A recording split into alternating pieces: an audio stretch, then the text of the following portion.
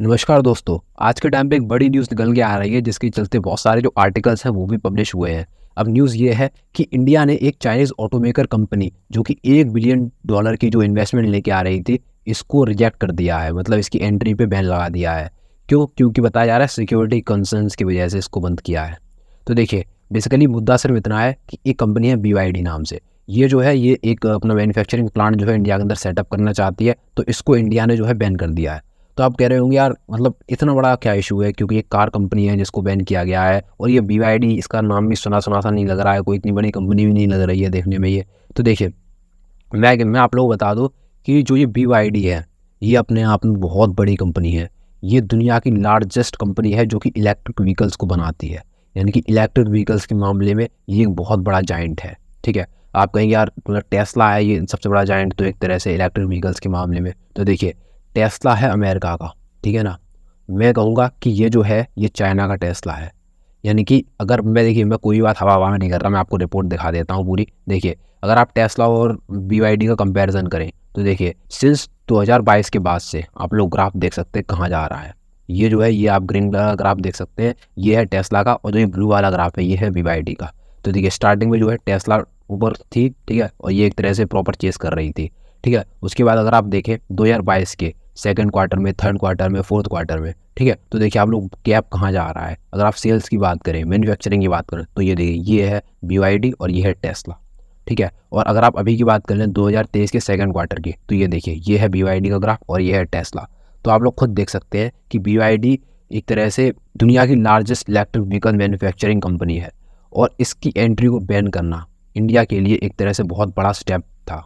मतलब एक तरह से ये कोई सिंपल स्टेप नहीं था कि नहीं हम तुम्हें एंट्री नहीं देंगे, बस तुम छोड़ दो इंडिया मार्केट, ठीक है। तो देखिए, ये जो है ये इंडिया के लिए एक तरह से बहुत बड़ी अपॉर्चुनिटी थी कि हम लोग अपनी जो मार्केट है उसको एक बहुत बड़ा मूव दे सकते थे इलेक्ट्रिक व्हीकल्स के मामले में। और जो ये अपॉर्चुनिटी है अब ये हमने शिफ्ट कर दी है, मैं कहूँगा शिफ्ट कर दी है, क्योंकि BYD नहीं तो टेस्ला सही। अब मैं टेस्ला की बात आगे करूँगा, पहले इसको देख लेते हैं ये आखिर क्यों आए थे। देखिए, ये जो है ये एक तरह से मतलब पूरा ये प्लांट सेटअप करना चाहते थे $1 बिलियन की इन्वेस्टमेंट के साथ। और ये जो है ये बेसिकली अभी पार्टनरशिप करने वाले थे हैदराबाद की based Vega engineering and infrastructure limited, ये कंपनी है बेसिकली। अभी इसके साथ ये पार्टनरशिप में थे। इनकी जो पूरा हार्डवेयर था वो इनका होगा और जो टेक्नोलॉजी है वो इनकी होगी, ठीक है ना, जिससे ये बिलियंस ऑफ डॉलर कमाने वाले थे। और इसमें ये जो है ये इलेक्ट्रिक व्हीकल्स और बैटरीज दोनों चीज़ें बनाने वाले थे, जिसमें इनका क्लेम था कि एक सिंगल चार्ज पे ये जो है ये 700 किलोमीटर तक चल सकती है, ठीक है। पर बेसिकली अगर मैं बताऊं कि अब तक, क्योंकि ऐसा नहीं है कि ये अब तक हमारे इंडियन मार्केट में नहीं थे, ठीक है ना, इनकी जो कंपनी है वो अनलिस्ट थी, अनलिस्ट तरीके से मैन्युफैक्चर कर रहे थे तमिलनाडु के अंदर, बेसिकली चेन्नई के पास, ठीक है ना, जिसमें 1000 यूनिट्स कार जो है वो पर ईयर बनाते थे। अब देखिए, मैं इस चीज़ पे नहीं जाऊँगा कि अनलिस्ट क्या होता है कंपनीज़ का होना और लिस्ट क्या होता है, ठीक है ना, ये बहुत ज़्यादा डीप में हो जाएगा और आप बोर भी हो जाएंगे इस चीज़ से। तो मैं अभी बता देता हूँ कि अब तक जो ये चेन्नई की बेस्ड थी और ये अनलिस्ट कंपनी थी उस टाइम पे। पर आज के टाइम पे एक तरह से इसको डिनाई कर दिया गया है, परमिशन नहीं दी गई है अपना प्लांट सेटअप करने में इंडिया के अंदर, ठीक है। क्यों नहीं दी गई है? क्योंकि सिक्योरिटी कंसर्न का इशू बताया जा रहा है। अब आप लोग कहेंगे कि यार सिक्योरिटी कंसर्न एक कंपनी ये से कैसे? तो देखिए, ये जो मुद्दा है ये कंपनी का नहीं है, ये मुद्दा है कंट्री टू कंट्री का। अब देखिए, आप लोगों को पता होगा कि हमारी जो बॉर्डर इश्यूज़ है चाइना के साथ वो दिन प्रतिदिन बढ़ते जा रहे हैं। यानी कि आप लोगों को आए दिन देखने को मिलता है, कभी तवांग में, कभी लद्दाख में, कहीं कहीं कहीं कहीं, ठीक है ना। तो आप लोगों को ये जो इश्यूज़ है वो देखने को मिलते हैं। अगर आप इस चैनल को रेगुलरली फॉलो करते हैं तो आप लोगों को पता हुआ कि वो आफ्टर ऑल क्या हो रहा है आज के टाइम पे वर्ल्ड में, इंडिया में। और साथ ही साथ ना ही सिर्फ बॉर्डर इश्यूज़, बल्कि UN के अंदर ये जो पाकिस्तान की टेररिस्ट ऑर्गेनाइजेशन है, टेररिज्म है, इसको भी एक तरह से प्रोटेक्ट करता है, जो कि इंडिया के अगेंस्ट में यूज़ होते हैं। तो आज के टाइम पे जो है ये एक बहुत बड़ा सिक्योरिटी कंसर्न है इस कंट्री के साइड से, जो कि हमारे और चाइना के जो रिलेशंस है वो अपने आप में बहुत ज़्यादा बेकार हैं। तो देखिए, अब आप लोग कहेंगे यार चलो ठीक है बेकार हैं, पर एक तरह से अगर चाइना से नहीं आएगा इन्वेस्टमेंट तो कहाँ से आएगा? हम लोगों को तो कहीं ना कहीं से चाहिए। तो देखिए, अगर हम कंपनी की बात करें तो टेस्ला है, और दूसरी बात अगर हम प्रोडक्ट्स की बात करें तो स्विच करिए ना, ज़रूरी क्या है चाइना का प्रोडक्ट्स यूज़ करना। अब जैसे अगर हम मैन्युफैक्चरिंग की बात कर लें, फ़ोन्स की बात कर लें, ठीक है, फ़ोन्स मैं मानता हूँ सस्ते हैं, पर ये ज़रूरी नहीं कि तो चाइनीज़ फ़ोन ही सस्ते हैं, बल्कि आप किसी और फ़ोन पे सैमसंग पे शिफ्ट कर सकते हैं, या फिर और भी आप मोटोरोला हुआ इज़राइल की, ठीक है। तो मतलब ऐसी जो कंपनीज़ हैं वो उस पर शिफ्ट कर सकते हैं, ठीक है ना। हाँ, ज़रूरी नहीं कि मतलब इंडियन कंपनी पर ही आए, अगर नहीं है तो आप किसी और किसी पे भी स्विच कर सकते हैं। पर हम लोगों को अपनी अपनी जो डिपेंडेंस है चाइना के ऊपर से वो धीरे धीरे जो है कम करनी पड़ेगी। अगर आप एक साथ कम करना चाहें तो ये प्रैक्टिकली पॉसिबल नहीं है। हम लोग धीरे धीरे ही चाइना के ऊपर से डिपेंडेंस अपनी कम कर सकते हैं, जिसके बाद से जो चाइना है वो अपनी मार्केट जो है वो लिमिटेड कर देगा इंडिया के लिए।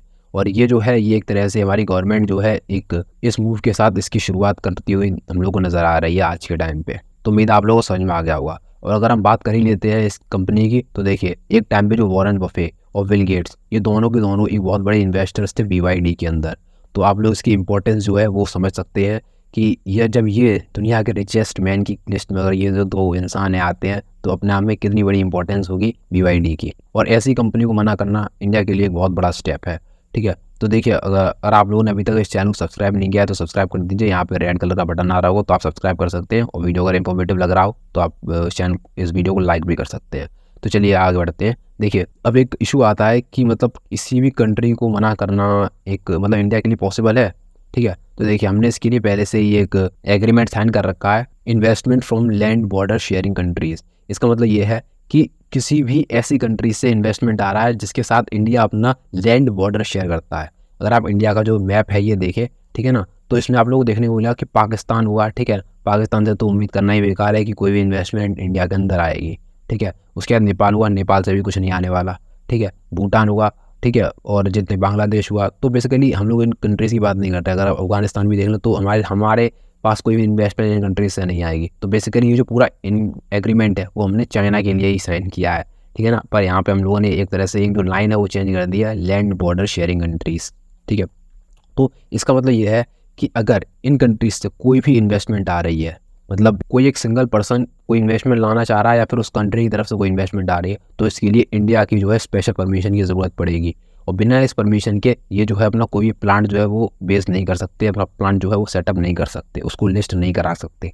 ठीक है ना, तो ये जो है ये परमिशन है आज के टाइम पे, ये एग्रीमेंट हम लोगों ने पहले से ही साइन करके रखा है। ये जो एग्रीमेंट है ये हम लोगों ने सन 2022 में साइन करके रखा है, जब हम लोगों को पता है वो जो इशू हुआ था इंडिया और चाइना का बॉर्डर इशू हुआ था। ठीक है, तो तभी हम लोगों ने इस चीज़ को साइन करके रख लिया था। और आज के टाइम पे ये जो है ये हमें बहुत ज़्यादा हेल्प कर रहा है ministry of commerce and industry की तरफ से। तो देखिए अब जो ये इंडिया है, ये इंडिया ना ही सिर्फ चाइना के लिए बल्कि मतलब एक तरह से पूरी दुनिया के लिए बहुत ही ज़्यादा ज़रूरी है इंडियन मार्केट, क्योंकि हम लोग दुनिया की सबसे बड़ी पॉपुलेशन बनने जा रहे हैं। ठीक है, अब देखिए आप लोगों में से कुछ लोग कहेंगे कि यार मतलब क्या बात कर रहे हो, पॉपुलेशन ही तो बढ़ रही है। ठीक है, जो लोगों का लिविंग ऑफ स्टैंडर्ड है, जो इफेक्टिव पॉपुलेशन है, जो कि रियल में पैसे खर्च करेगी इन चीज़ों को खरीदने के लिए, वो कहाँ जाएगी? तो देखिए मैं कहूँगा कि वो उसकी भी कमी नहीं है। अगर आप हम लोग बात करें तो इंडिया जो है पूरी दुनिया की थर्ड लार्जेस्ट ऑटो मार्केट है, यानी कि जो गाड़ियों के मामले में, जो व्हीकल्स के मामले में हम लोग दुनिया की तीसरी बड़ी मार्केट है आफ्टर चाइना एंड USA।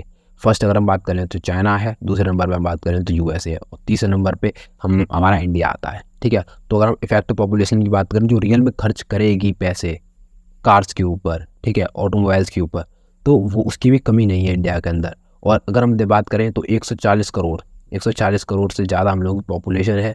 तो अब देखिए, तो ये जो है ये अपने आप में ग्रोइंग कंट्री है और बहुत ज़्यादा फास्टेस्ट ग्रोइंग है। अगर आप रिसेशन की बात करें तो रिसेशन के अंदर आज के टाइम पे दुनिया का हर एक कंट्री है। ठीक है, तो पर इंडिया जो है, इंडिया के अंदर रिसेशन की स्थिति आप लोगों को नहीं देखने को मिलेगी। ठीक है, इंडिया स्टिल ग्रोइंग। और अगर आप UN की रिपोर्ट की बात करें तो वो भी बहुत ज़्यादा पॉजिटिव साइन शो कर रही है इंडिया की ग्रोथ के लिए। तो ऐसी मार्केट को कोई भी कंट्री जो है छोड़ना नहीं चाहेगा, चाहे फिर वो अमेरिका की टेस्ला हो या चाइना की BYD। ठीक है, और अगर हम टेस्ला की बात कर ही लेते हैं तो टेस्ला की एक आप लोगों ने ये न्यूज़ ज़रूर सुनी होगी। देखिए कि टेस्ला जो है वो एक स्पेशल प्राइस के अंदर इंडिया के अंदर अपने कार्स को लाने वाला है। ये जो है ये इफेक्टिव कॉस्ट होगी एक मिडिल क्लास लोग के लिए। ठीक है, मिडिल क्लास लोग कैसे, यानी कि 20 लाख के अंदर एक हम लोगों को टेस्ला खरीदने को मिल जाएगी। और वहीं पर अगर हम BYD की बात करें तो BYD एक जो प्लान सेटअप किया था तो उसमें जो है इसकी जो कॉस्ट है वो 35 लाख यानी कि 35 लाख से स्टार्टिंग है इसकी। ठीक है ना, तो जो BYD की कार्स हैं वो अपने आप में बहुत ज़्यादा एक्सपेंसिव है। ठीक है, ये जो है अपर मिडिल क्लास लोगों के लिए है। और वहीं पर अगर हम 20 लाख की बात करें तो अगर कोई भी इंसान अगर ऐसे 15 या फिर 10 लाख की या फिर 12 लाख की जो कोई भी कार खरीदना चाहेगा तो वो खुद को पुश कर सकता है टेस्ला खरीदने के लिए। ठीक है, क्योंकि टेस्ला की रेपुटेशन अपने आप में बहुत ज़्यादा है, एक अपना अलग ही हाइक बना के रखा हुआ है टेस्ला ने। ठीक है, तो अभी आप लोगों को पता हुआ कि मोदी जी जो है वो USA के विजिट पे गए थे, यहाँ पे एलोन मस्क से मीटिंग हुई और एक तरह से पूरी तरह से एलोन मस्क राज़ी हैं अपना जो पूरा प्लांट सेटअप करने के लिए। ये पूरी जो इन्वेस्टमेंट है वो इंडिया के अंदर लाएंगे, पूरा जो एम्प्लॉयमेंट है वो इंडिया के अंदर होगा, मैन्युफैक्चरिंग इंडिया के अंदर होगी और जो रोज़गार है वो भी इंडिया के अंदर ही मिलेगा। तो it's just a matter of time. तो ये जो है ये हम लोग को टेस्ला की जो कार्स है वो इंडिया के अंदर रन होती हुई हम लोग को मिलेंगी, जिसके चलते जो इलेक्ट्रिक व्हीकल्स की जो रेस है इसमें बहुत बड़ा बूस्ट देखने को मिलेगा इंडिया की इकोनॉमी को और साथ ही साथ एनवायरनमेंट को भी। और वहीं पे अगर हम बात करें चाइना की BYD की और इस एग्रीमेंट की, तो उस एग्रीमेंट के चलते पूरी टोटल 347 FDI जो है वो पास हुई हैं जो लैंड शेयरिंग कंट्रीज़ है इंडिया के, जिसमें से सिर्फ 66 प्रपोजल्स को ही एक्सेप्ट किया गया है, उनको अप्रूवल मिला है। तो आप लोग नंबर देख सकते हैं कहाँ 347 लोग इस चीज़ के लिए अप्लाई कर रहे हैं और कहाँ सिर्फ 66 को पास किया जा रहा है, ऑलमोस्ट ना के बराबर।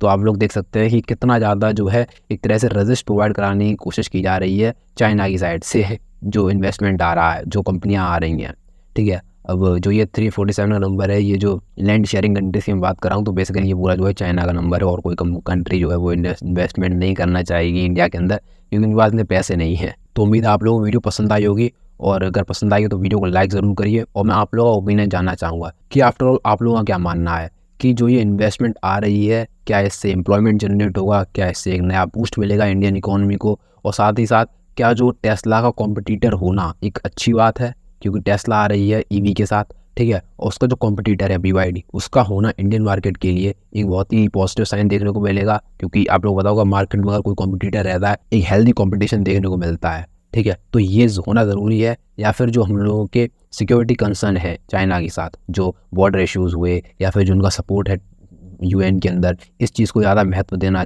एक अच्छी बात है। तो लिखिएगा कमेंट सेक्शन में, मैं आप लोगों का ओपिनियन जानना चाहूँगा इस चीज़ के लिए।